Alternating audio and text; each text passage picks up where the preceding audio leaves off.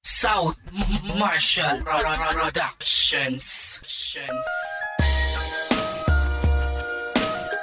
Martial Records.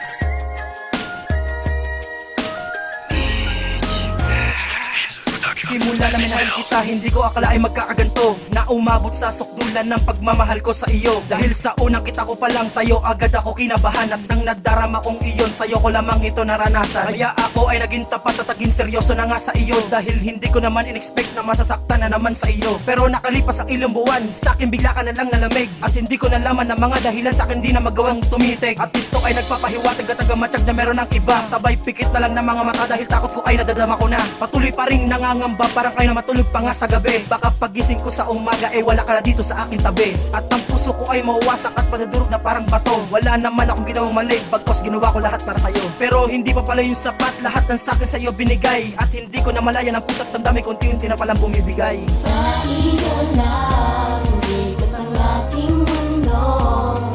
Ngunit bakit gano'n na lang iniwan mo ako? Bigay ko na lahat, di pa rin ba sapat upang ako ay mahalin?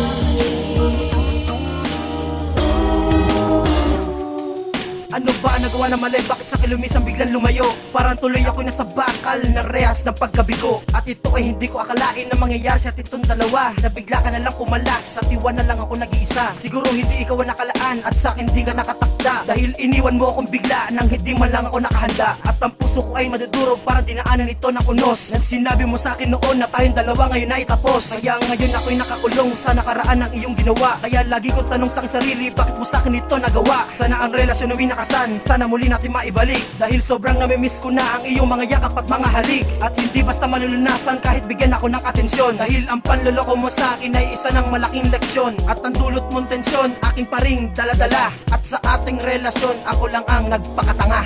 Sa iyo lang, ikot ang ating mundo. Ngunit bakit gano'n na lang iniwan mo ako?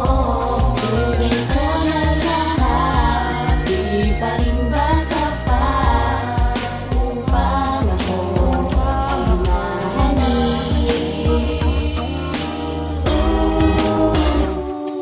Damang-dama ko na ang lungkot no sa akin ikay bigla na nawala. Ginawa ko na nga ang lahat, bakit sa'yo wala pa rin na pala? Bakit gano'n na lang ba kadali na ako'y saktan at iyong palitan? Pinapamukha mo pa nga sa lahat na kaya nila akong mahigitan.